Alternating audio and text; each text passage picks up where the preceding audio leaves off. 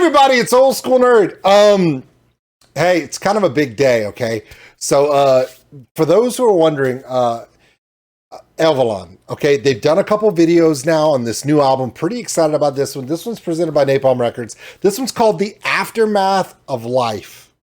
We're going to check out this video. It is just under 6 minutes. It's a long tail. We're going to buckle in and check this out. And then afterwards, speaking of aftermath, we're going to talk to the band about this music, about what they're bringing forth, and what's coming up next. Yes, I have a chat with the members of Elvellon right after this, okay? The Aftermath of Life. I'm not waiting. Let's go. It's 6 minutes long. You think I'm just going to piddle around? Come on.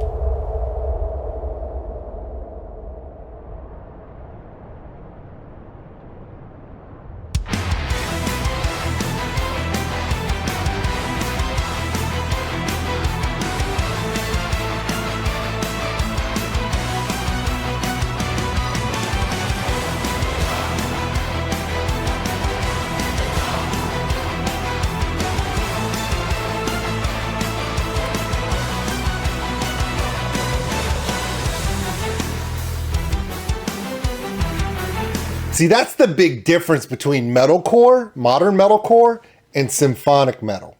Modern metalcore would be in a warehouse with a wet floor and LED light bars, right?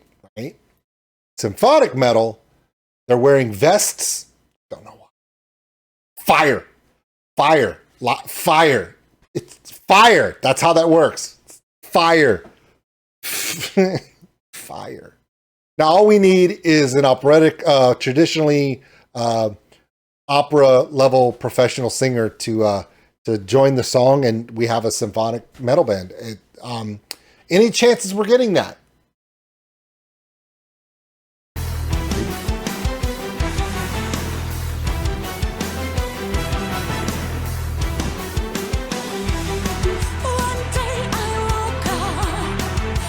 Yep. Check.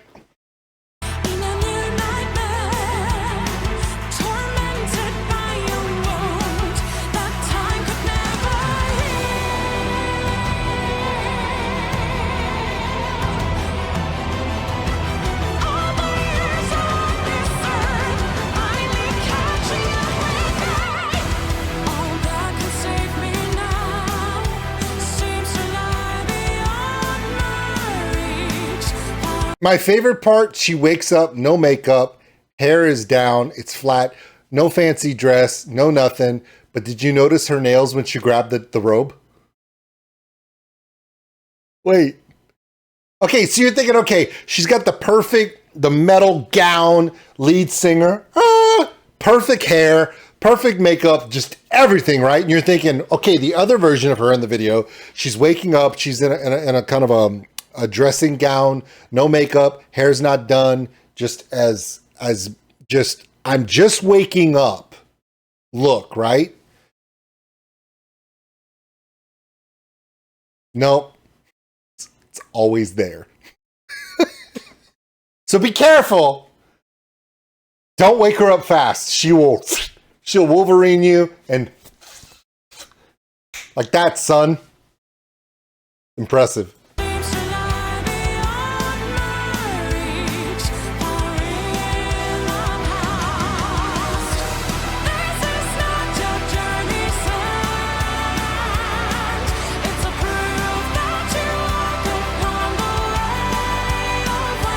There's a dude in the closet right there. How do you not?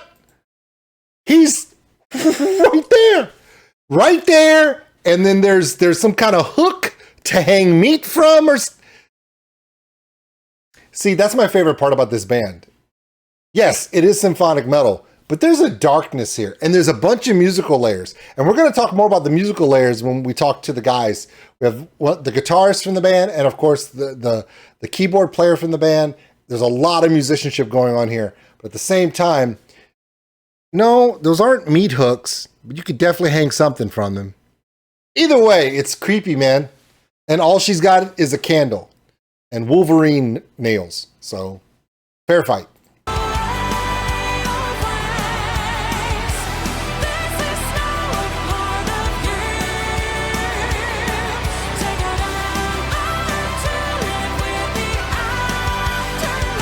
He's still there.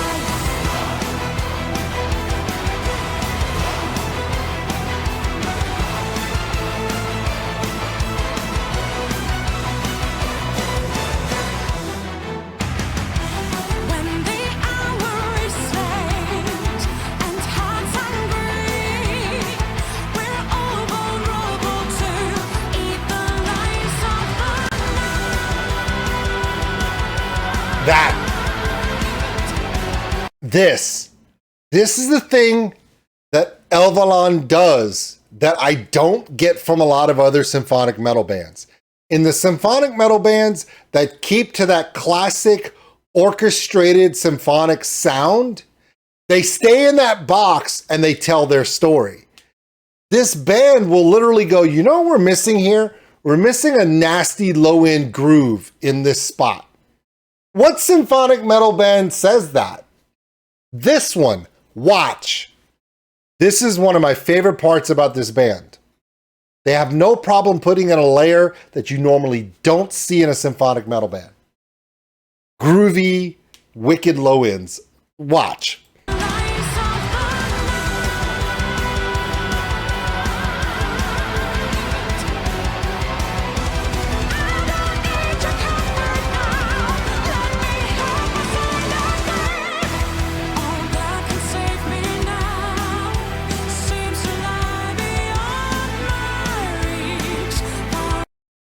It puts the lotion on its skin.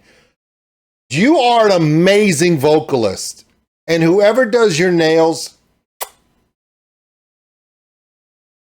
you have no idea what's behind you. Just, you know what? Don't turn around. Maybe if you don't know, maybe they'll just kind of go away. But that was creepy. He was all up in her ears. That was like literally put the lotion in the basket. Like it's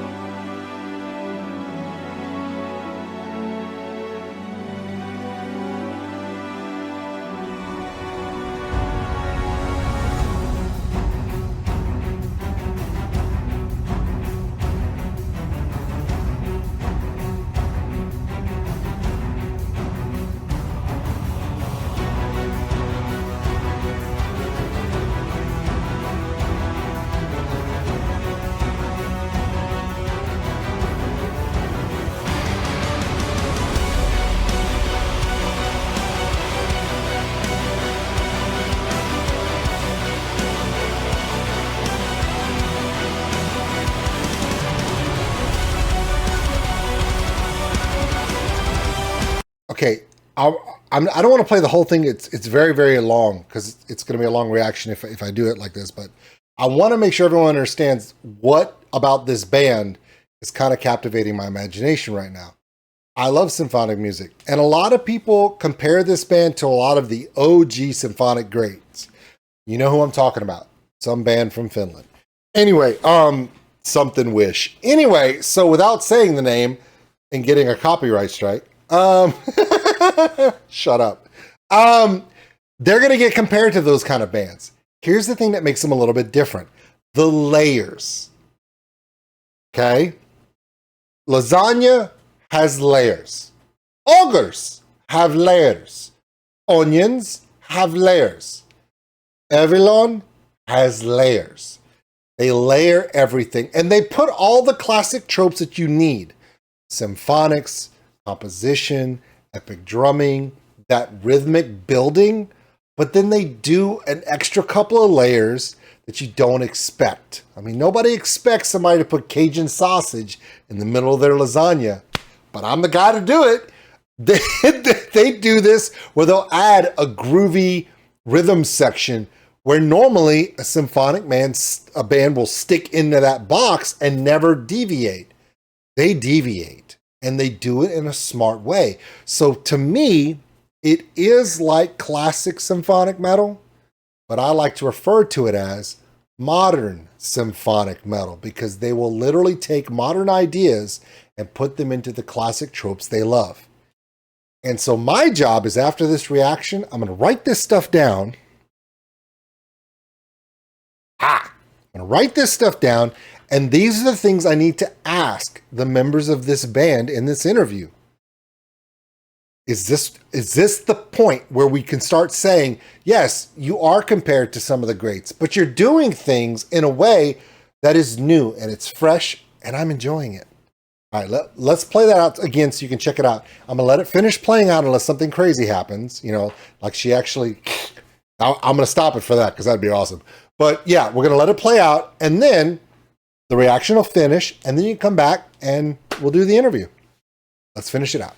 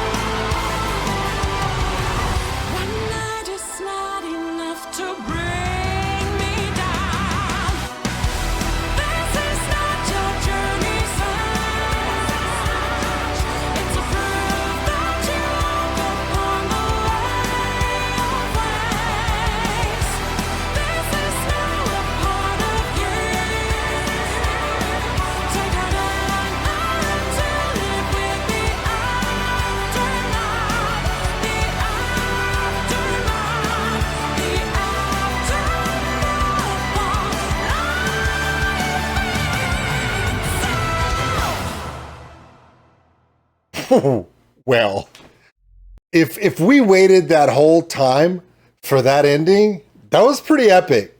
Okay, that was pretty epic. Hats off to this band.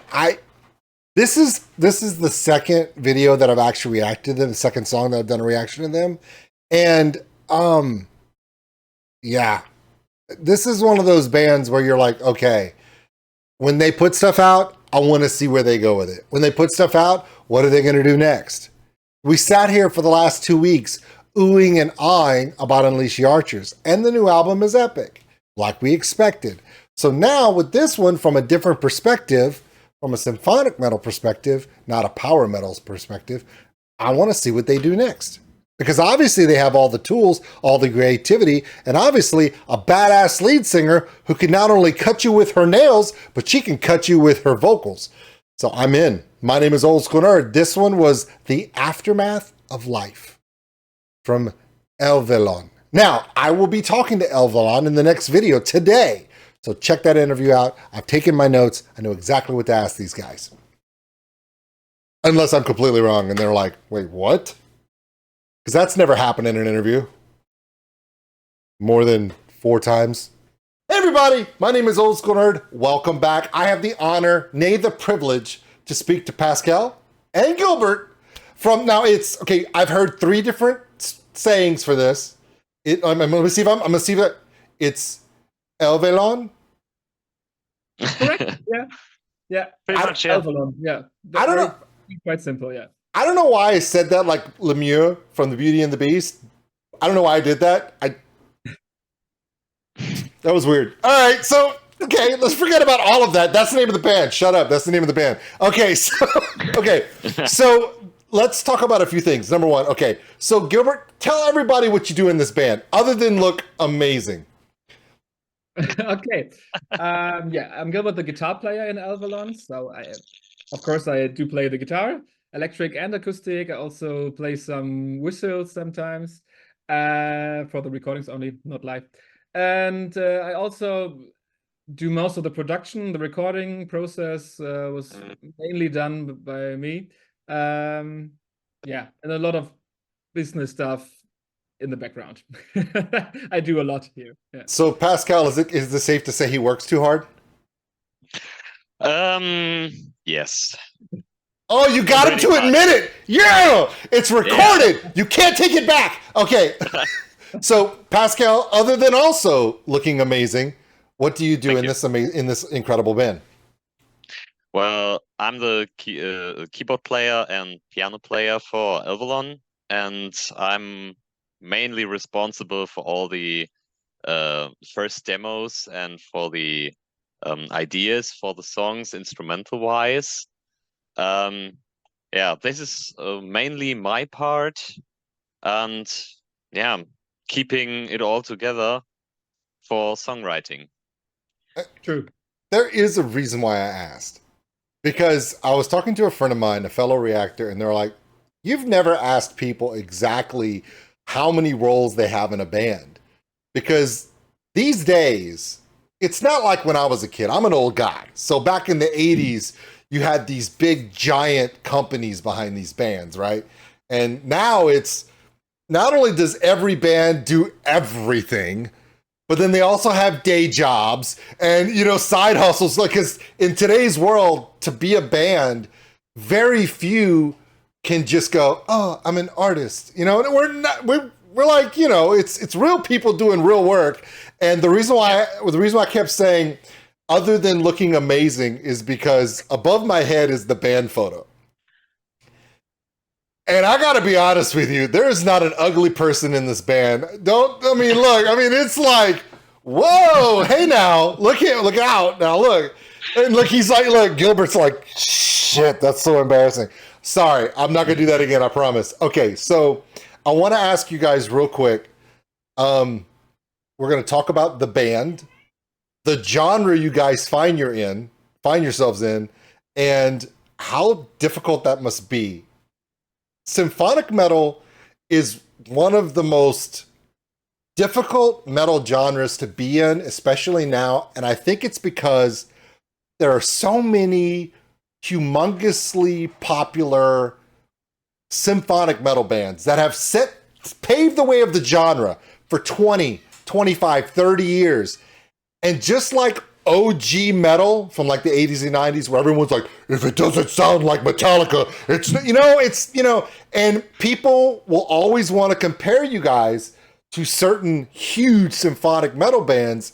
And how do you guys approach that? Because when people say symphonic, there's some hardcore fans that they want it to sound a certain way. How do you approach that creatively? Ooh, creatively. Well, we can't deny that some inspirations come from the big ones, and it's always checking twice for a new part in a song, or even thrice if you have doubts about it. So you look more into it, and maybe you find something that's been similar, but yeah. Overall, it's just like fake checking. You almost got to go back and go, like, you're looking at a list, like, did Thomas ever write this? Yeah, exactly. Because there are like a folder in 20 years back. Okay, where has it been? I recognize this somewhat, but yeah, fortunately, that happened not so often yet. There have been parts that we had to quit on, but not so often like one should think.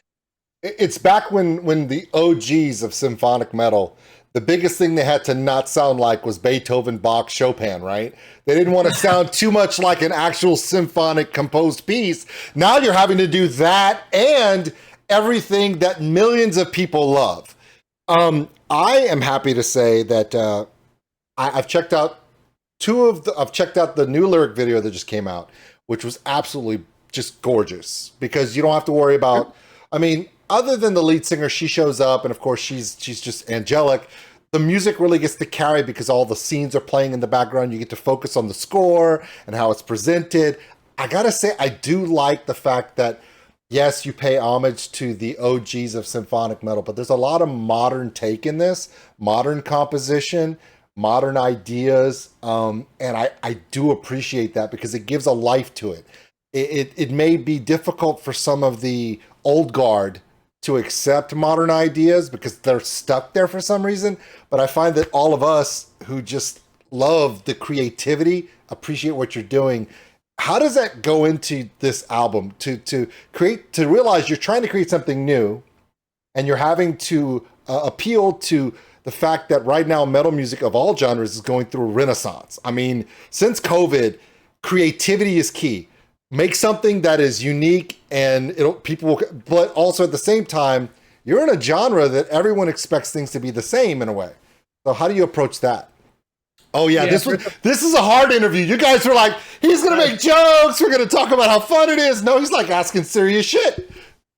Now, I think you totally nailed it. It's exactly like that because I like to think of it as we're somehow in a parallel universe where the OG bands not have developed into a different style or quit it or anything, and we just tried to bring that spirit of the early symphonic metal, like in the late 90s and early 2000s, just to bring it into 2024. So the production has to be as good as productions are nowadays, like the sound, how drums sound, how guitars sound, how the mixes and everything, but combined with the spirit and the songwriting style of these OG bands. Yeah. That is for me at least in the production, that's like a key point. That's my aim, my goal, to get this spirit into 2024. Yeah. Pascal, anything to add on that one? I mean, yeah, everything of this is true. I would add that we still try to just do what we like to hear, and don't lose focus on what we like to do just because we have to bend our ways through this maze of similarities.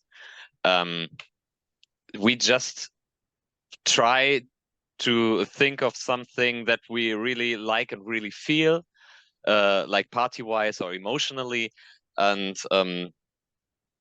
just continue adding layers and layers and layers. Yeah, it's absolutely true. Yeah. Okay. The layers. When I was listening to the first song I did a reaction to was A Vagabond's Heart, and everyone just loves this video.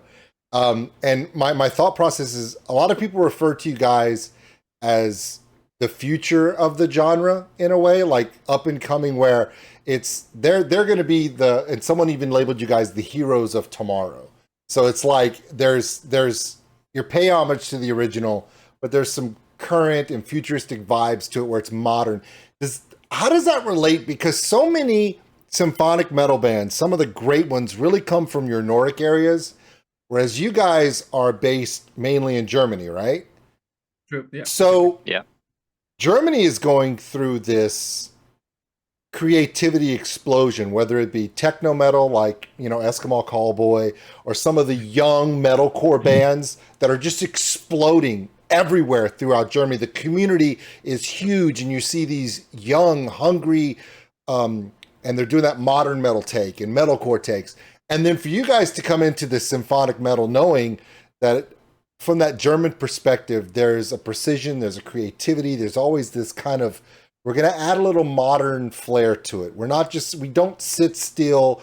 we're paying homage to the originals, but there's always this something that's current, something that's new, something that, like you said, the layer that I heard in Vagabond was, I heard so many symphonic key elements that are that classic trope, but the guitars play a modern overlay just melodically, and I'm enjoying this. Can we expect more of that style throughout the album, or in the album, which, by the way, everyone, comes out May 17th, okay? So let's get that out of the way. May 17th, Ascending and Synergy comes out.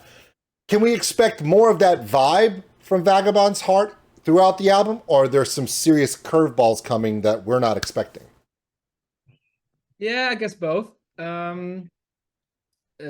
Actually, I think Vagabond's Heart is the most classic song, the most classic symphony metal song, and we wouldn't even pick it as the first single. We liked it, but it came from our label, the suggestion to pick this one as the first single, and we said, okay, good, we'll try it. Yeah, and it was a total success, and now I really got it by now. But yeah, there's definitely the influences are going to be more modern for the rest of the album, the rest of the songs on the album. Are there particular songs where we do less of the symphonic trope, that classic style, and go heavy dark?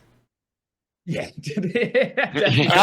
See, I'm setting all this up so that people that love symphonic are prepared for the fact that it's not always the cookie cutter vibe.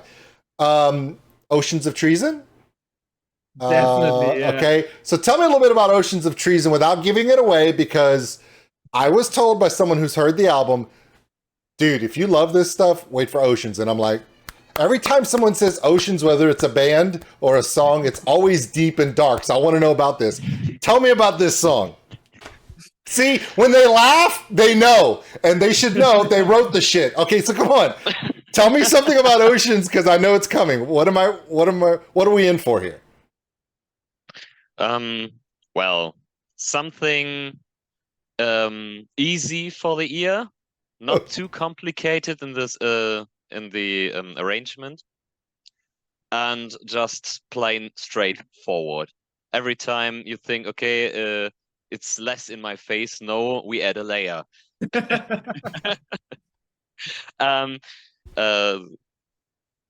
Good orchestrations throughout the whole song, and yeah, just a good vibe curve, I would say. It just feels nice to play. It feels nice to hear.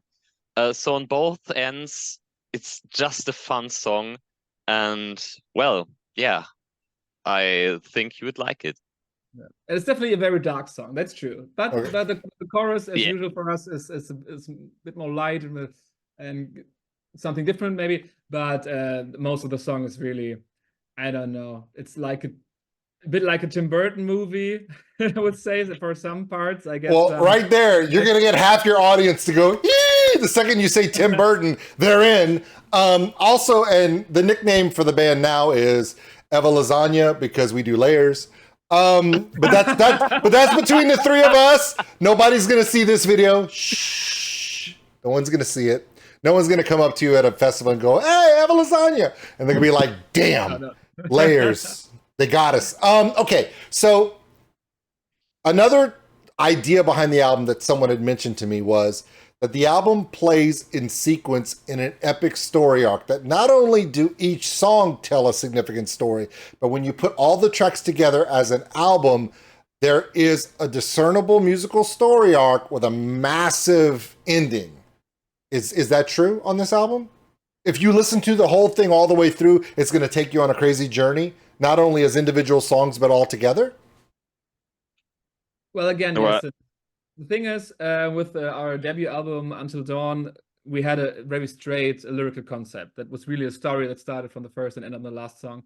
And although it was very nice to work with and helped us, we decided early on in the songwriting process that we're going to do things different now. So it's not a continuous storyline through the album, but individual stories. And also this time, different people wrote the lyrics for the album. Most of the lyrics are from Nela, our singer, but also 3 songs are from Martin, our drummer, and myself. I wrote lyrics for 1 song, but we talked a lot, and we found a common thread throughout the album. So there is still a theme to this album.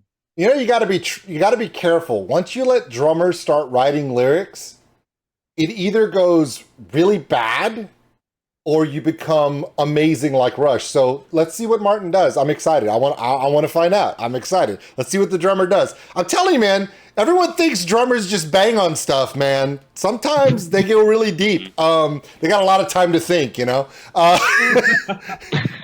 So, yeah. Okay. So, last song I want to ask about is Epiphany of Mine.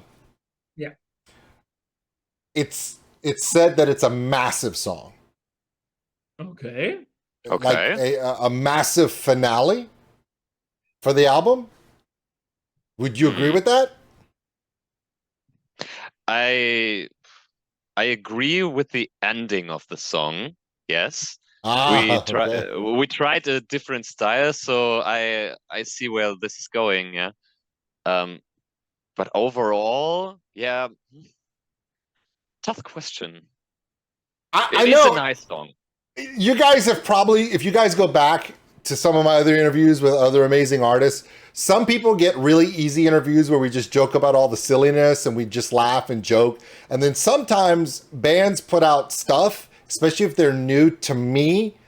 I want to really know where they're coming from because I want to take the art seriously, the story seriously, how much effort it takes to create the layers. Yes, I make the jokes, but this is one of those albums that when I first checked out when we first did our listen to, you know, with A Vagabond's Heart, I was like, man, the entire album, if it has different ideas like this and it goes different places, I'm really interested in this because a modern rendition of symphonic metal really catches my attention. And that's the only reason why I asked.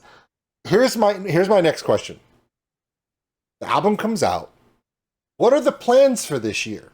Are there shows planned, festivals, touring? What are in the thought processes, or are we waiting to see how the album's received? Yeah, the thing is that during COVID, we actually lost our booking agency, and unfortunately, by now we didn't get the chance to get into a new agency. So the booking doesn't look that good this year, unfortunately, and I'm very sorry for that. And we're still working to get a new one, but I'm afraid this year actually is going to be a bit quieter show-wise. Yeah, so I'm very sorry to disappoint you, but No, hold on. we will play a festival show definitely in Germany this year, and there are some club shows also, but more. Yeah, just less than the last years. Yeah. With everything that's gone on since COVID, and even a little bit before COVID, I've seen so many bands, so many amazing bands put out amazing albums. They go to get on tour and everything come apart. Logistically, the right setup, the right planning, and even with big bands having to cancel whole tours because of just everything. If it's not done right, everyone suffers. So the most important thing is to find the right booking setup, the right promo. You obviously have a great label. You're going to make a great album. You're going to put this stuff out. People are going to be there. And when the time is right and everything lines up correctly, I've seen bands jump too quick, take a risk, not do it in the way that they really need to do it because they feel like they're pressured, and then it winds up being a huge problem, not only for them, but the fans are trying to meet. And then, of course, the fans don't understand all the logistics that go into it. So they just think the band flaked on them. And that's not the case. So if it's not set up for this year, don't push something unless it's right. Yeah, because exactly. That's best for y'all. That's best for the fans. It's best for everybody. It's best to do it at the right time and the right way. 100% agree with you. Yeah. We had some tour offers, but I think the same as you. The thing was, there was offers like being the first band with 4 bands on an evening, so we play around 6, where not the whole audience is already at the venue, and for half an hour, and the costs are amazing, and we didn't say no. This is not our chance. This is not the right spot for us. Yeah. Some bands pulled that off. Some bands pulled that off only because they had, for instance, I'll give you an example. Great example. Okay, so Dragon Force goes on tour. And Dragon Force, they have such an ingrained, huge audience already developed because it's freaking Dragon Force, right? They take a 4-band lineup. And second dub with them was Amarith, which, as you know, in Europe, Amarith, huge, it's freaking Amarith. But then the first 2 slots, how do you find bands for those other 2 slots? Because to travel, especially because this was the US tour, touring in the US is completely different than touring in the EU. Yeah. When you tour in the EU, you can drive an hour and you're at your next stop. In the US, it's 10 plus every night, and the fuel and the time and the logistics, and it's daunting. So Dragon Force, in that whole Napalm family, they're like, who can we go with? And they were able to pull together Nano War Steel, which works for Dragon Force because they're a bunch of children on stage doing a bunch of silly stuff, and nobody does more stupid crap on stage than Nano War Steel, which, by the way, that was so freaking amazing to have so many people there, didn't know their music, but by the end of it, they're dancing to all the crazy, silly stuff. But the opening band, like you said, that opening slot is very scary because it's the beginning of the night. It's the first slot, 30 minutes. Not everyone's going to be there. And the cost, is it worth being there? Luckily, in the US tour, it was a band that was from the US. So they were already logistically set to be able to do the traveling. They weren't from the EU. So yeah, it has to be the right position. It's got to be the right opportunity for both you and the fans. So please, don't say you're sorry too much. Real people that love the music will understand. I haven't seen Feuerschwanz yet, and I've been loving them for 3 years, but it's not the right time. When it's the right time, either I'm going to see them in Europe, which is probably going to happen next year, or it'll just come together. Absolutely 100% do it for the right reasons, the right way, to where at the end of it, you don't want to come home and go, how much money do we owe? You never want to say that. If you say that, don't do it. Please don't do it. All right. So, okay, real quick, we're running out of time. I'm going to turn it over to you, both of you. Sorry, Pascal. It seems like me and Gilbert are talking about shit, and you're just sitting there like, I'm here too. It's not true. Oh, shut up. I'm just kidding. Okay. The album comes out on the 17th. Is there anything you want to tell my audience, my community, and also everybody that loves symphonic music? What is the message you want to tell them about this album, and what can we look forward to? The floor is completely yours. I swear to God, I'm not gonna interrupt you. I know you don't believe me, but I won't. Watch. I'll look. I'm not talking at all. Go ahead. Well, you're up to some of the most thoughtful symphonic metal instrumentation. I don't fucking know. Instrumental wise, like, yeah, that's okay. A new step for us, and hopefully the first one for the listeners, and hopefully for a great time overall. Yeah. I can't think of many more. Gilbert, do you want anything to add? I think what's really great about the new album is that the dynamic range has really widened. It's got more metal now and even more orchestra than before. So if you're into this, you will love it. I promise you that. I was gonna tell you musicianship and instrumentation, but I promised I wasn't gonna interrupt you. So, but yeah, the musicianship will be there. The storytelling. Okay.